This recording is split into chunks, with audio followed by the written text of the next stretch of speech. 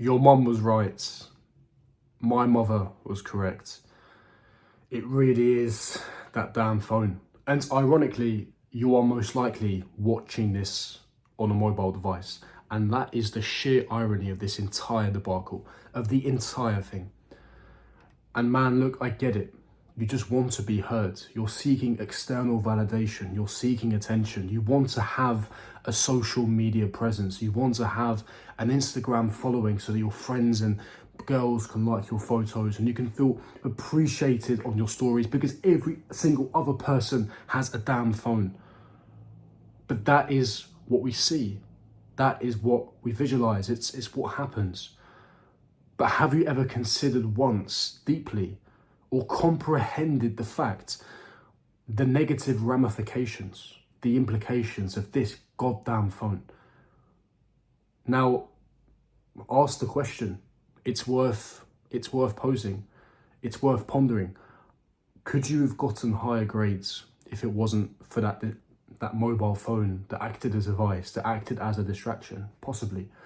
Would you have socialised more outside, spent time with friends, out in the park, out in pubs and bars, participated in more activities if it wasn't for that goddamn phone?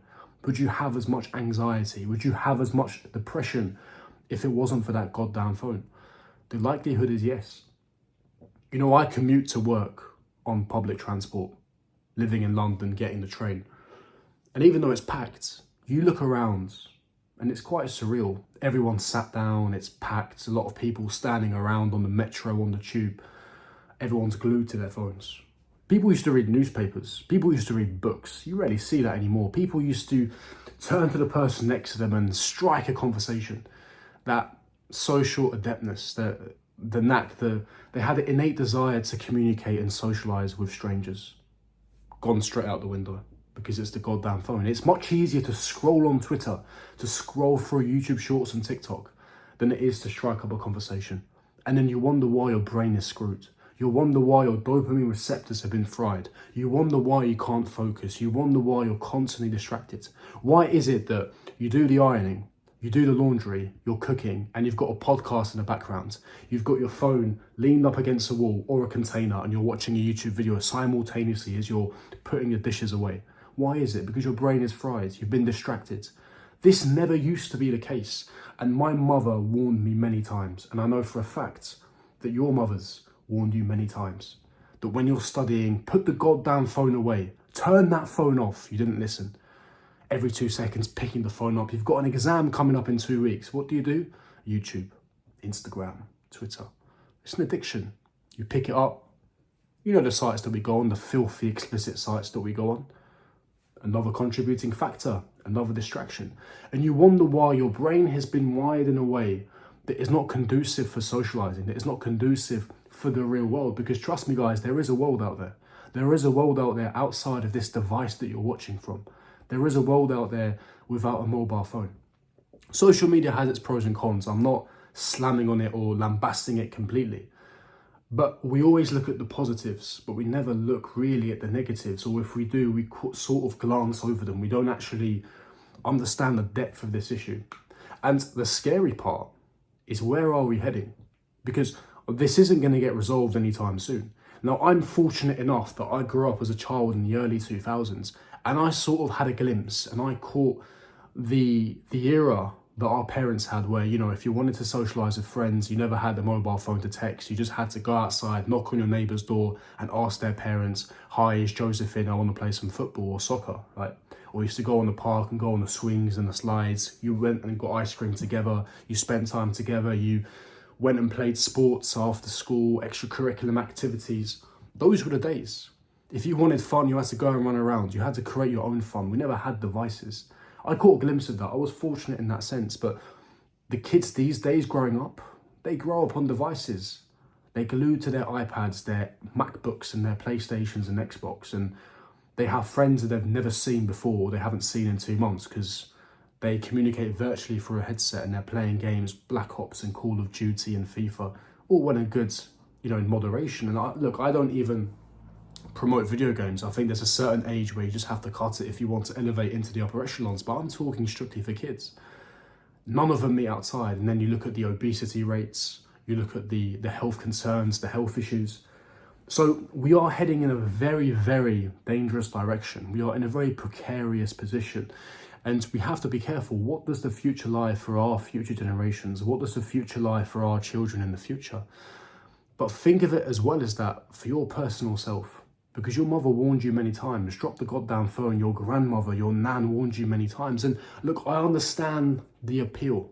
I understand why we use our phones, because it's the convenience. It's the external validation. It's the knack for validation. The likes. People enjoying the content and liking our photos and commenting below, and then the direct messages. It's scrolling through Twitter, looking for the latest news, what's going on in the world that's full of negativity that you're feeding into your conscious and subconscious mind. You wake up in the morning and the first thing you do is you look at your phone. How many people read books these days? I ask you personally, when was the last time you picked up a book, started a book and completed that book? When was the last time? Ask yourself that question. And if it wasn't for that goddamn phone, would you have completed more books by now? Imagine the plethora of knowledge you would have gained and attained by now if it wasn't for that goddamn phone. Draw up the pros and cons, because I promise you there are a lot of negatives with that goddamn phone. It's why I scream and I emphasize limiting your screen time on that phone. Because for me, as good as technology is, the cons, the negatives, they outweigh the pros. They outweigh the positives. All the games and the apps, and I've stressed this before, things like dating apps. Mobile phones has been a big contributing factor. Everyone's on dating apps. No one approaches women these days. How often do you see it? I saw a stat the other day, 98% of men haven't approached a woman in the past 12 months. Really? Shocking. It's a sad indictment, but that never should be the case. What happened to the days of going up to a bar and finding a woman attractive and you've locked eyes together? What's wrong with that? People are so timid, they're so shy. And I emphasize this point because I've been through that as well. I understand what it is. And a big reason for that is because of this mobile phone. It's that goddamn phone. I'm scared of rejection. So you know what I'm going to do? I'm going to download Hinge. I'm going to download Tinder. I'm going to download Bumble and swipe. Oh, no girls like me. I get no likes. I get no matches. Let me sit there and loathe in apathy. Angry at myself, I'm not good enough, and you sit there in negative self-talk, and it's a self-fulfilling prophecy, and it happens day in, day out. It's that goddamn phone.